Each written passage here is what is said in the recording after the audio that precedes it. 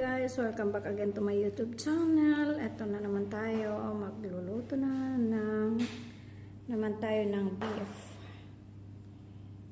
with macaroni.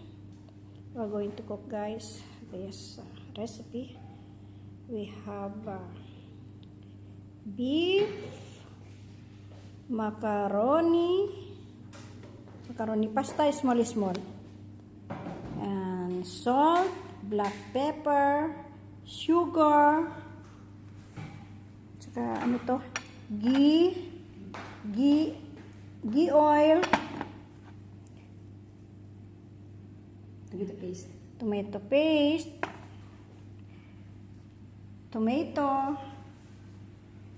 coriander leaves, celery, garlic, black pepper, bay leaves, carrots, onion, and this chili, at saka Arabic spices, di ba? Ano to? Nutmeg, star anise, and coriander powder. Okay. So, i-fry natin to. i-fry pala Okay. ito. Ganan lang siya, konti lang. Yan ang pang-fry, ghee oil. Pero na tayo na mainit. Mainit yung kaldero. Baka magtataka kayo bakit kaldero? Kasi kailangan natin may lagyan ng tubig. Fry muna bago siya i-boil. Fry first before boiling, guys. Yun daw pala. Gigisa muna pala oil, kaya yung pala ang kailangan natin, kaya kailangan natin ang ghee oil, guys, kasi pang ano para pang fry. Fry muna siya natin. Fry first. PU3, this is your food, Arabic food. This food is called mabakbaka. Mabakbaka. Mabakbaka. Sabi niya mabakbaka daw, guys. This is Egyptian recipe.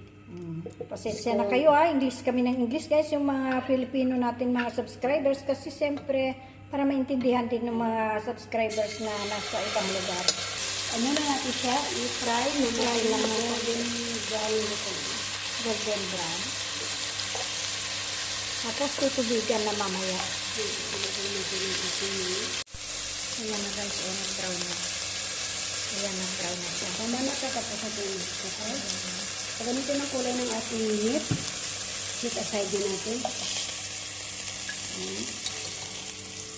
Parang stir fry lang ito. Pagkatapos, sa kaldero na pinag-fryan, saan tayo nagprito, ilagay natin to ang celery. Don't remove the oil, guys, Garlic, because you have to put onions, carrots, the peppercorn caramel, and the bay leaves. Gisa-gisa, saute.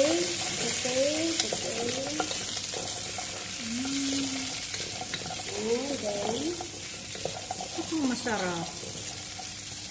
Arabic food to, guys. Ang recipe, Kusina Yola. then, tubig. Pakuluin natin yung tubig, pagkatapos ibalik natin mamaya ang beef. Hintayin daw kung mga nagtatrabaho sa Saudi, pwede niyong gawin to sa amo niyo, yung mga tagaluto dito sa sa Arab countries, pwedeng gawin to kasi Arabic food to, guys. Yan nakikita mo. Lalong-lalo na yung mga Egyptian, ang amo nila ay matutuwa sila dito dahil parang Egyptian food na yata ito. Egyptian food. Ayan na, kumukulo na siya. Ilagay na natin ulit ang beef na ating pinrito kanina. Until hanggang lumambot. Tender. Fire should be medium only, not too much. Fire should be medium, not too much hot. Ay, not too much high. Para yung beef natin makuluto ng slowly. Okay. Dahan-dahan ba?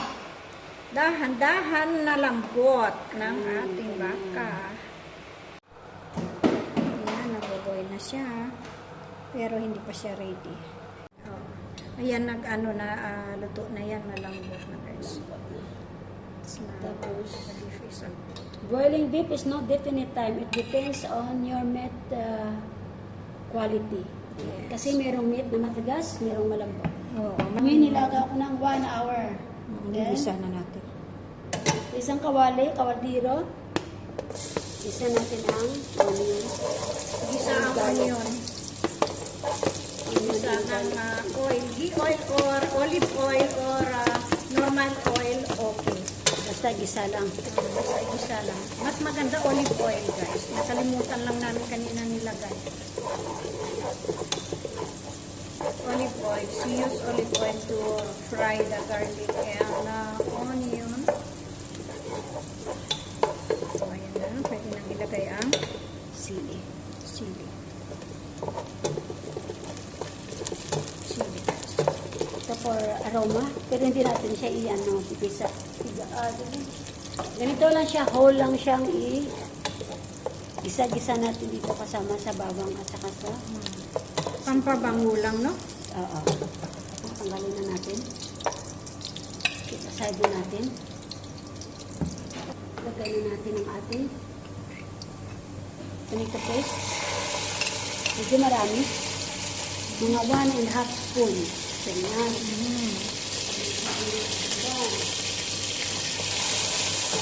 Gisa-gisa natin.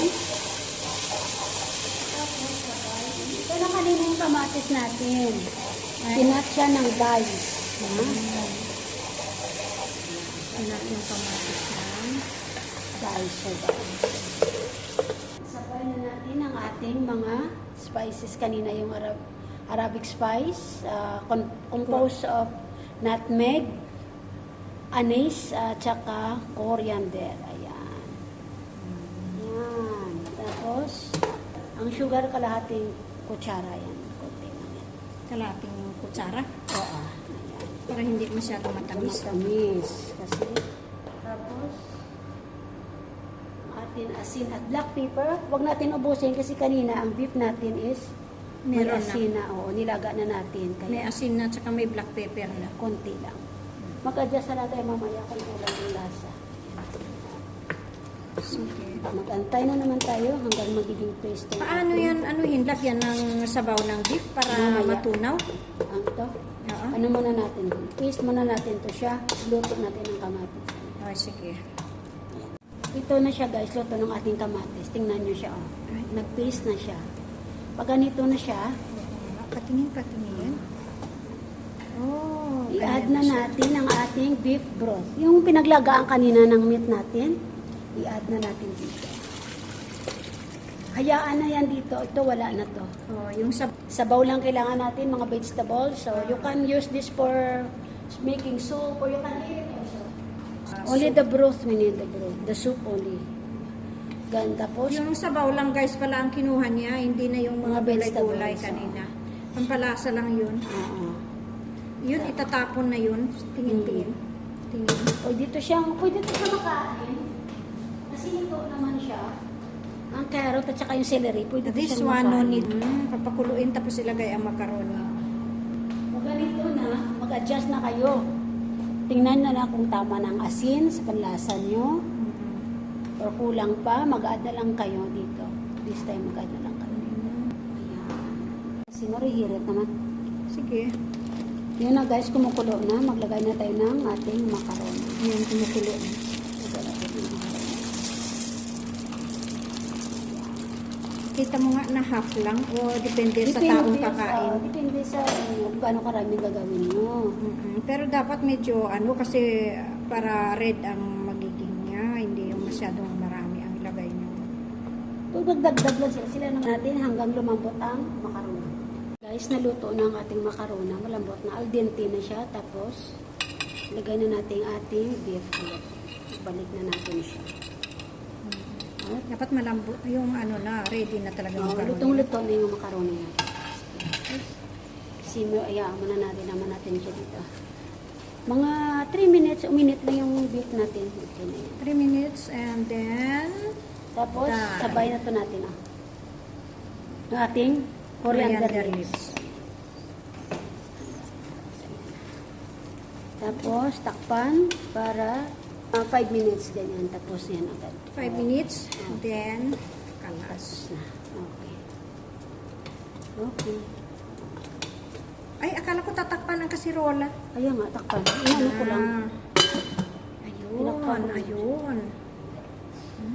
Hintayin ko na lang kaya 5 minutes.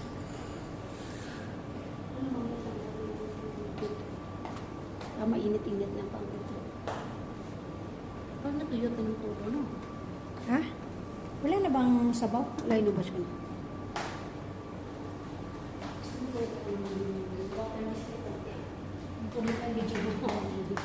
Hindi, pakita lang. Kasi medyo dry guys, medyo dry so we need to add little water. Dalawang spoon lang. Kailangan natin lagyan ng konting tubig kasi masyadong dry oh. Dapat medyo, ano parang spaghetti. Dapat parang spaghetti. Spaghetti pa baba.